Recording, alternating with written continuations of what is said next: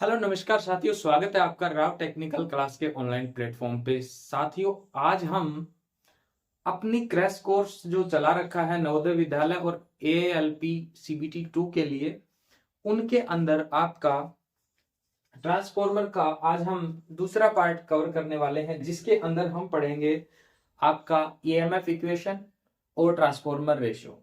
कल हमने क्या क्या पढ़ा था? आपका ट्रांसफॉर्मर के पार्ट, ट्रांसफॉर्मर प्रिंसिपल, वाइंडिंग कितने टाइप का होता है, इसके अंदर कौन कौन से कनेक्शन होते हैं। ठीक है, तो चलिए शुरू करते हैं।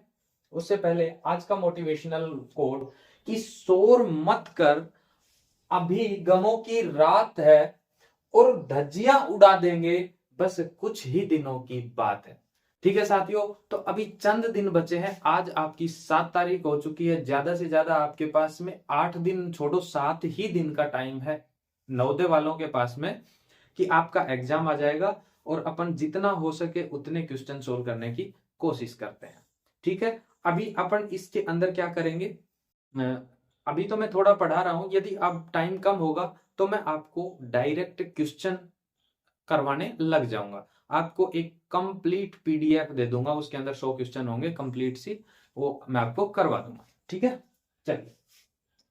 कल अपन ने पढ़ा था ट्रांसफॉर्मर के बारे में, जिसके अंदर conservator tank, breather, Buchholz relay, radiator यानी कि cooling pipe, transformer oil, transformer core और वाइंडिंग हो गई, इसके साथ एक्सप्लोजन वेंट हो गया, ऑयल गेज हो गया, थर्मोमीटर हो गया, बुशिंग हो गई और मेन टैंक हो गया। इसके बाद में एक चीज और देखी थी अपन ने, ड्रेन कॉक हो गया था। ठीक है, चलिए साथी, आज देखते हैं अपन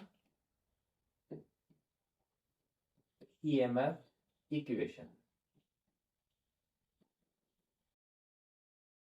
ठीक है, किसी भी चीज की EMF इक्वेशन यदि आपको निकालनी है तो सीधा सा फॉर्मूला है आपका d∅/dt।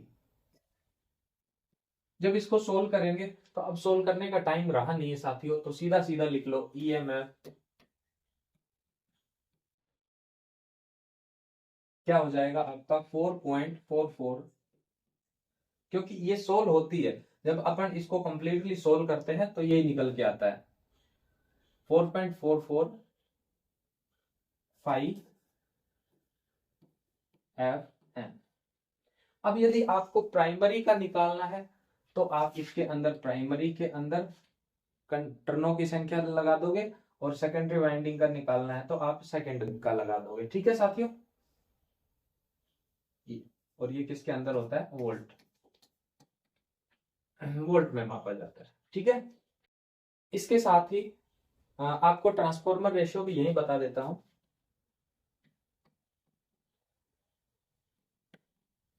ट्रांसफॉर्मर रेशियो देखिए, K बराबर होता है N2/N1। इसके बाद E2/E1। EMF अपन ज्ञात कर रहे हैं, उसके अलावा एक चीज और होती है, करंट। लेकिन करंट होती है इनके अपोजिट, तो करंट क्या होगी? I1/I2। ठीक है साथियों, ये आपकी इसके अंदर क्या हो गई? आपका EMF इक्वेशन। अब कई बार ये भी पूछ लेता है 1/K बराबर, तो हो जाएगा N1/N2, E1/E2, I2/I1। ठीक है, अब इसके कुछ क्वेश्चन निकालते हैं अपन।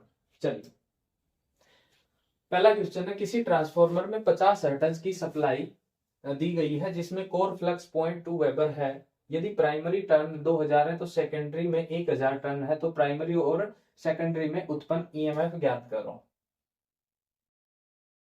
ठीक है, दिख जाएगा EMF इक्वेशन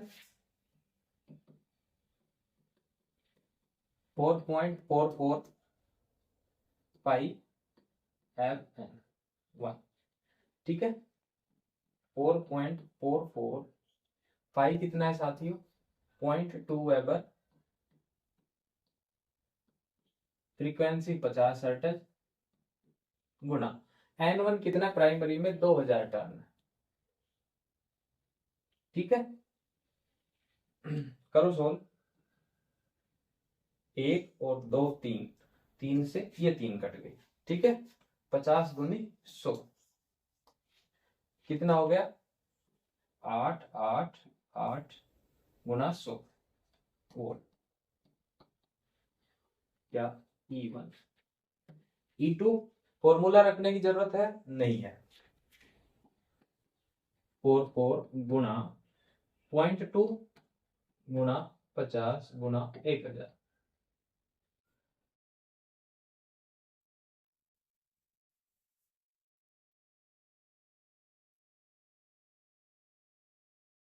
ठीक है, जस्ट देखिए इसका आधा है क्या है इसका, ये आधा है।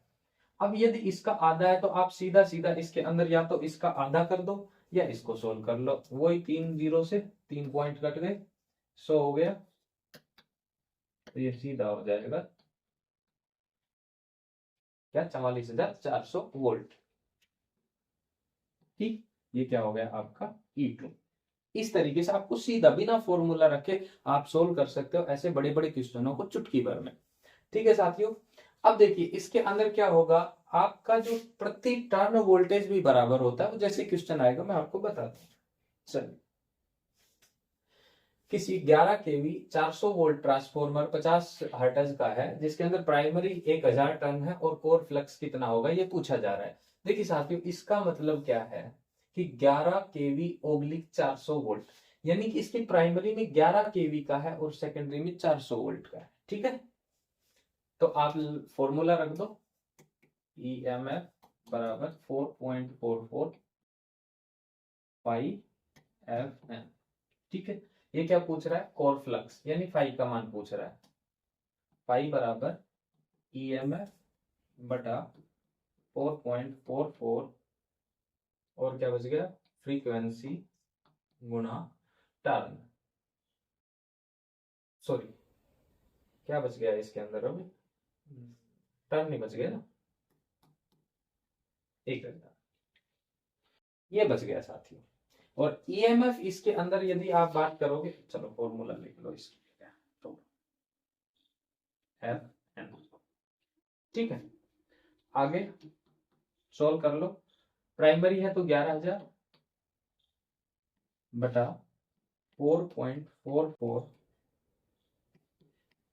50 गुना 1000, 3 जीरो से 3 जीरो कट गई। ठीक है, एक से ये कट गया इतना, तो ये हो गया 500 का 20, हट जाओ, 500 का 20 और 2 22, 500 का 20 और 2 22, 11 बटा 222, इसके अंदर 11 भाग देना साथियों।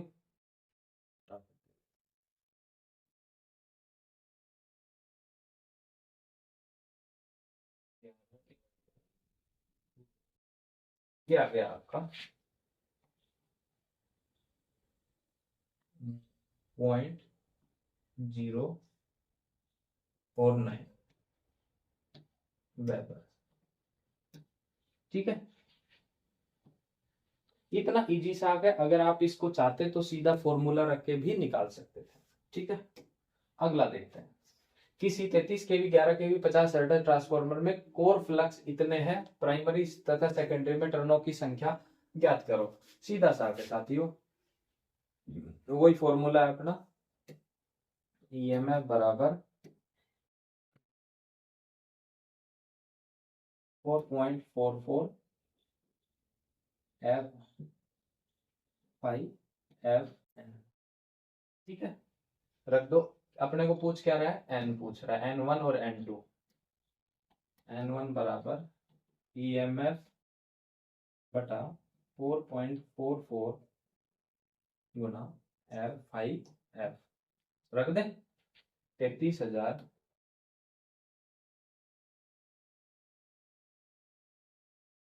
4.44 गुना 50, सॉरी बाद में लिख लेंगे, फाइव कितना है अपना 0.1 गुना 50।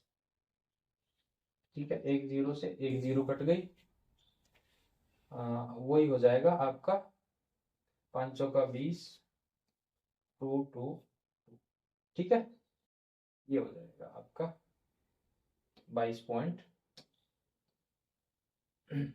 और इसको 11 से गुणा कर दो। 33,000 बटा 11 गुणा 22.1 करो।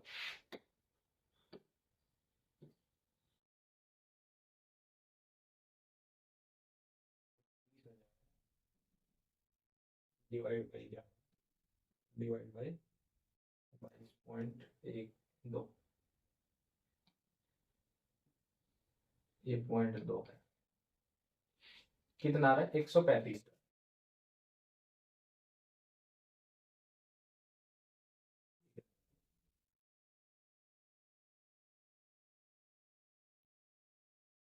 पॉइंट वन कर दिया, 0।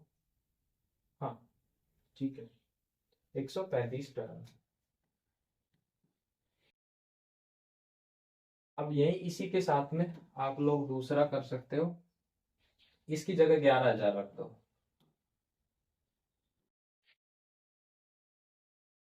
4.44 गुना 0.1 गुना 50, एक से एक कट गया, ठीक है, ये आ जाएगा। इसका भाग दे दो। ओ अपन ने ये गलती कर दी ना, अपन ने 11 का भाग और दे दिया, ठीक है।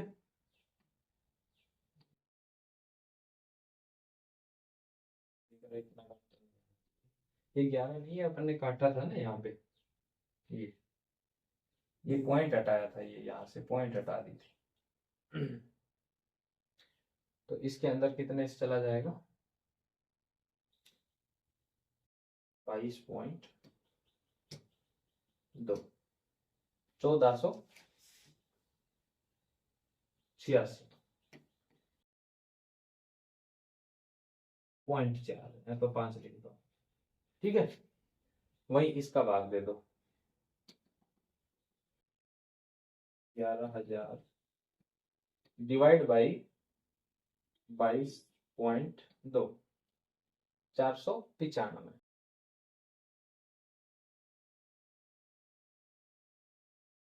495.5 टर्न, ठीक है। इसमें 3 का भाग भी दे सकते हो सीधा सीधा। चलिए अगला देखते हैं साथियों।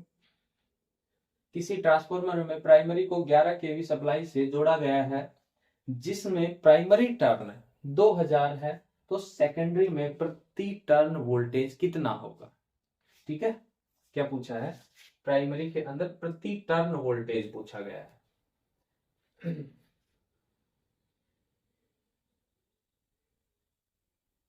देखिए साथियों, आपको आएगा टोटल वोल्टेज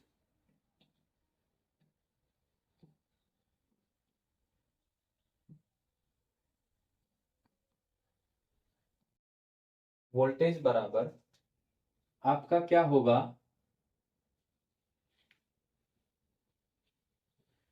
प्रति टर्न वोल्टेज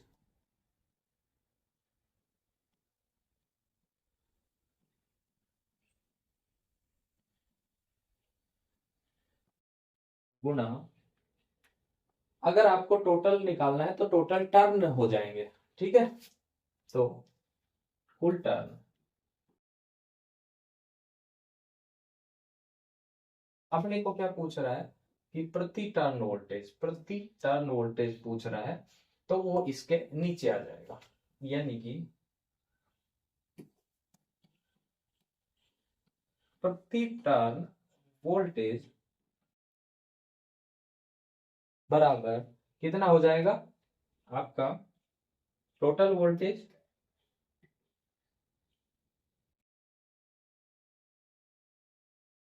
बटा फुल।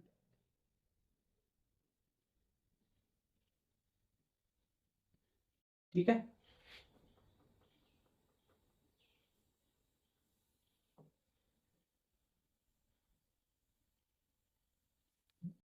अभी सोल्व कर लोगे? चलिए करवा देते हैं। टोटल वोल्टेज कितनी है साथियों? 11,000 है,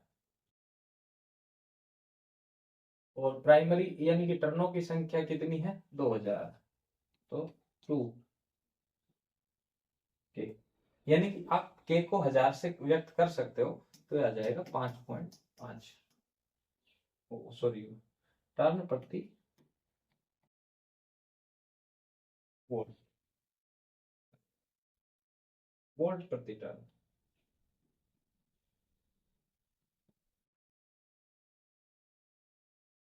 ठीक है, अब क्या पूछा है आपको, सेकेंडरी के अंदर पूछा गया है। ठीक है साथियों, तो आप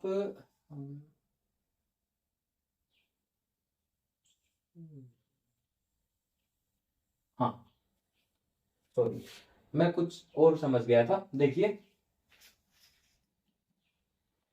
अब इसके अंदर कल मैंने आपको एक चीज समझाई थी कि आपका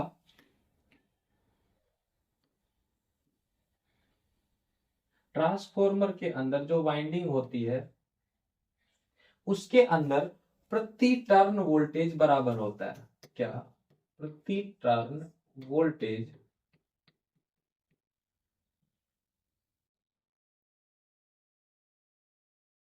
समान। ठीक है, यानी कि जितना वोल्टेज टर्न प्रति के इसके रहेगा उतना ही इस पे रहेगा, यानी कि अगर इस पे 2 वोल्ट है तो यहाँ पे भी 2 वोल्ट होगा। ठीक है, इस तरीके से। तो ये कौन से का आ गया अपना प्राइमरी का, तो सेकेंडरी का भी कितना होगा, सेकेंडरी के अंदर भी 5.5 वोल्ट होगा। ठीक है, ये पूछा गया। चलिए अगला देखते हैं, किसी 33 केवी 11 केवी वोल्ट ट्रांसफॉर्मर में प्राइमरी टर्न इतने हैं तो सेकेंडरी टर्न की संख्या ज्ञात करो। आपको क्या पूछ रखा, अभी अपन ने ट्रांसफॉर्मर रेशो पढ़ा था साथियों, ये जो पढ़ा था आपका ट्रांसफॉर्मर रेशो, इसी के अंदर ये सेम फॉर्मूला लगेगा।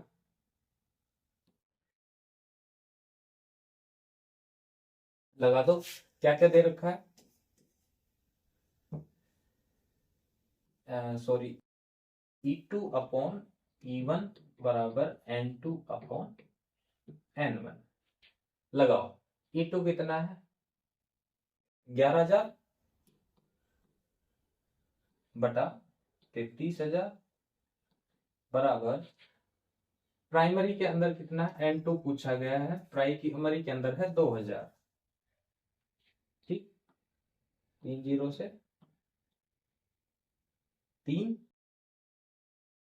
इधर जाएगा, डिवाइडेशन चला जाएगा, यानी कि इसके अंदर जब भाग देंगे हम तो ये क्या आ जाएगा, इसके अंदर भाग देना साथियों एक बार 2,000 में 3 का, 36 18 36 18 36 18 ये आ जाएगा साथियों टर्नों की संख्या। ठीक है,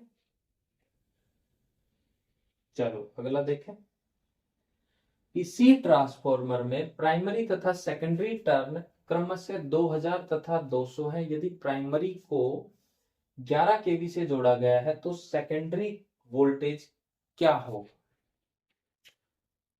ये आपका क्वेश्चन है कि किसी ट्रांसफॉर्मर में प्राइमरी तथा सेकेंडरी टर्न कितने हैं 2000 और 200, यानी कि आपका N2 कितना है 200, N1 कितना है 2000, और क्या दे रखा है साथियों इसके अंदर, आपका प्राइमरी को 11 केवी से जोड़ा गया है, यानी कि E1 बराबर 11 केवी। तो क्या पूछ रहा है सेकेंडरी वोल्टेज E2 पूछ रहा है, कुछ नहीं सिंपल सा है, E2 बटा E1 बराबर N2/N1। याद रह जाएगा ये फॉर्मूला, इसको याद रखने की जरूरत भी नहीं है, आपको जो चीजें हैं आप उसको रख देना। ठीक है, आपका देखिए E2 ज्ञात करना है बटा E1 कितना है 11,000 बराबर N2 कितना है आपका 200 और N1 कितना है 2000। सीधा 10 बार 1100 वोल्ट।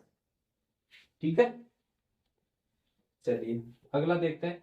किसी 10 केवीए 11 केवी 400 वोल्ट, आपने ये चीजें देखी होंगी। इस तरीके से एक चीज आती है कि जिसके अंदर लिखा होता है 10 केवीए 11 केवी और 400 वोल्ट।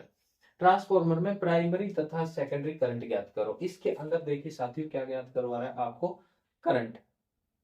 करंट का फॉर्मूला क्या है, सीधा सीधा। पहले तो मैं आपसे पूछता हूं इसके अंदर दे क्या क्या रखा है पहले, फिर बात करना। पावर कितनी है, 10 किलोवोल्ट एम्पियर। ठीक है, उसके बाद में आपको दे रखा है आपका E2 सॉरी E1 लिख लो 11 केवी, E2 400 वोल्ट, ये दे रखा है। और पूछ रहा है क्या, करंट।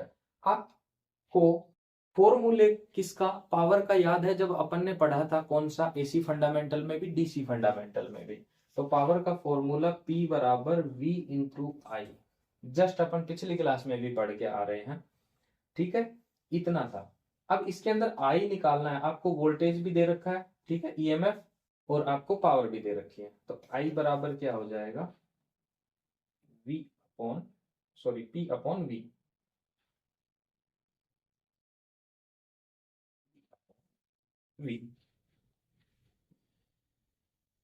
पावर कितनी है, 10,000। ठीक है, वोल्टेज कितनी है। आप एक चीज ध्यान रखना, इसमें प्राइमरी और सेकेंडरी दोनों का पूछा गया है, तो आप इन दोनों को अलग अलग टाइम पे रखोगे। ठीक है, पहले आप 11,000 का रख लो, 3 0 से 3 0। जब 11 को भाग दोगे तो 0.1, 11 9 99, 1 11 9 99, लगभग इतना आएगा। ठीक है, उसके बाद में यदि ये तो कौन सा हो गया, I1, I2 ज्ञात करना है, तो आप 10,000 के अंदर भाग दे दोगे 400 का, 2 0 से 2 0, 25 का 100,